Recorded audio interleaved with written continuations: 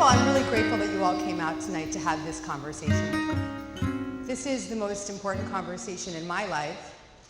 It's the only conversation as far as I'm concerned, because it's related to everything. It's related to every experience, every relationship, every dollar that comes into our bank account, every time we look in the mirror, every encounter we have on the street.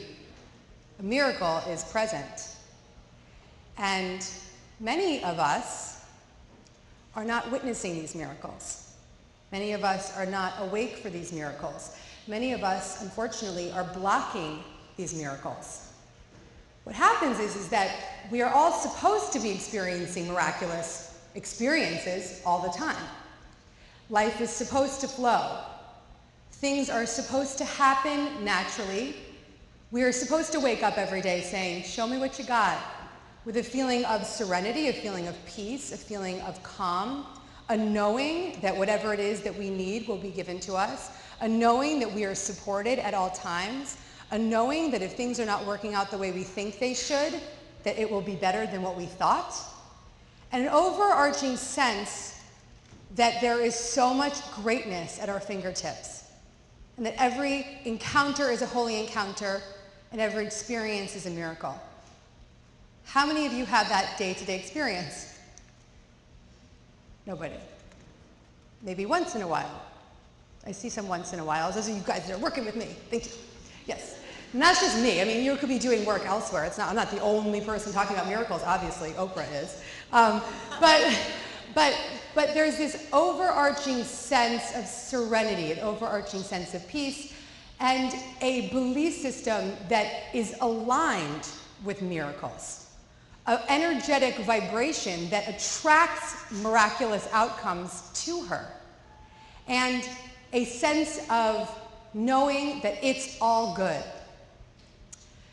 So what's happened here? What's gone down? So I teach a course in miracles, and this mindset that I'm referring to is what the course calls the miracle-minded state, or the right mind, or when your ing is on, what I say, ing, inner guide. And so this ing-like thinking, or this miracle-minded state, is where we all came from. It's who we are. It's a miracle-minded state. It's where we came from. It's our birthright. It's who we are. And at some point in time, we forgot. At some point in time, what the Course teaches is that we detoured into fear. Our loving mindset, that mindset of miracle-mindedness, that mindset of right-mindedness, that mindset of it's all good, I love my life, I'm going to go run around and bite on the couch because I'm a little kid, whatever it is, disappeared. With one tiny mad idea, is what the Course teaches, with one tiny mad idea, we detoured into fear. And what the Course says is we went from a descent from magnitude into littleness. And so most of us have spent our entire lives detouring further and further into fear, deepening that littleness, strengthening that state of littleness. Please press record, sorry. I'm just picking up on everything tonight. Strengthening that state of littleness and relinquishing that belief system of love, losing that miracle-mindedness, losing that connection to that energetic state that believes in miracles. So inevitably, we've just been detouring into fear, detouring into fear, detouring into fear. And that tiny mad idea could have been a thought like, my dad left, so all men leave. That tiny mad idea could have been, I don't have any money when I'm growing up in my family, so there's never going to be money again. And I'm always going to be in a place where I'm in lack. That tiny mad idea could have been someone simply, as in my case, I often talk about the 6th grader who told me I was stupid. So from that point forward, I have been struggling with thinking I am stupid, and I'm happy to say I am over that one.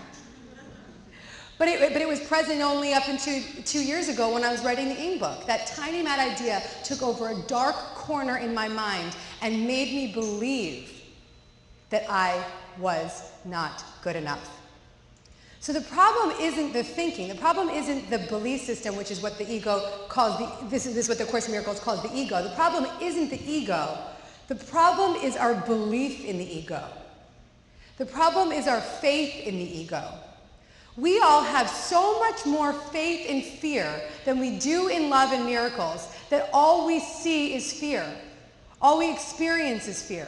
And this may be the case for some of you just in some areas of your life, and then in other areas you may be completely fine. Like maybe your career is jamming and things miraculously show up and you're like, oh yeah, of course that happened, because that's just what happens. But then in your romantic relationships, everything's all fucked up, right? This is potentially the case. In some people's cases, it could be all across the board. That your relationships, your money, all of it is just completely in fear, completely in the ego. And what has happened is not necessarily the ego's fault. It's the fact that we have faith in the ego. It's the fact that we believe in the ego. And it's the fact that we have chosen to perceive fear as our primary function rather than miracles, love, and happiness.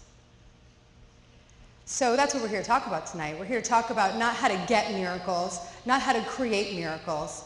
We're here to talk about how we shut down that ego belief system, how we transcend that ego belief system and release the blocks to the miracles that are around us at all times, to the miracles that are occurring naturally. A Course in Miracles says that miracles occur naturally, and when they are not occurring, something has gone wrong.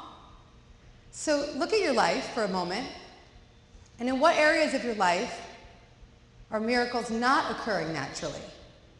In what areas of your life are things not flowing?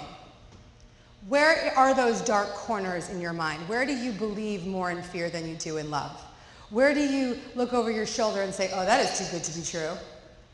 Uh-oh, I got that job. Ooh, let's see if I can keep it. Right?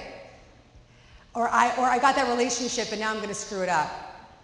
In what areas of your life have you created such a dark corner of your mind that you are in more faith of fear than you are in miracles? And I really want you to get honest with yourself.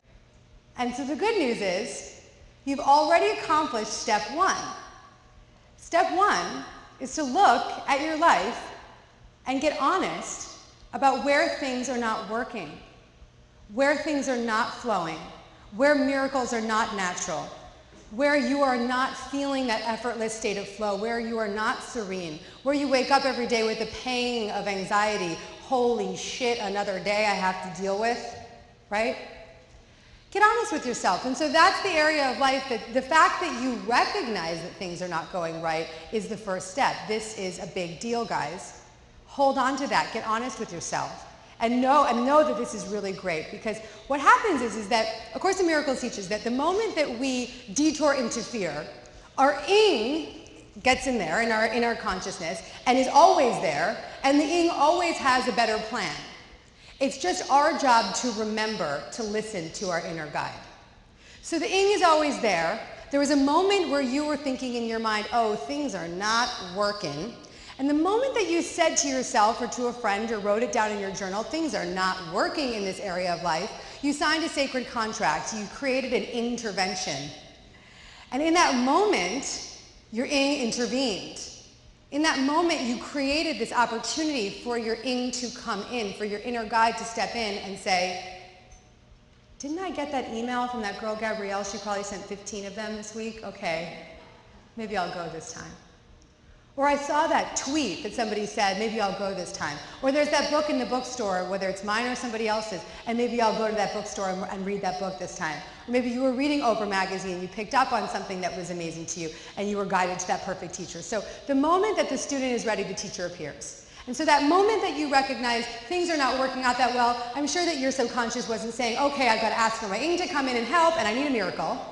I doubt that was really what was consciously going on, but that's subconsciously what happened. In that moment, you had a sacred contract with yourself and the universe that said, I need help. I cannot do this alone. There has to be a better way. How many of you have said that at some point in your life, there has to be a better way? Show me your hands, people, yes. That's how you ended up here or anywhere else in an environment like this. You had to know at some point in time, and I see some of you shaking your heads, that there had to be a better way. And good news for all of you, there is.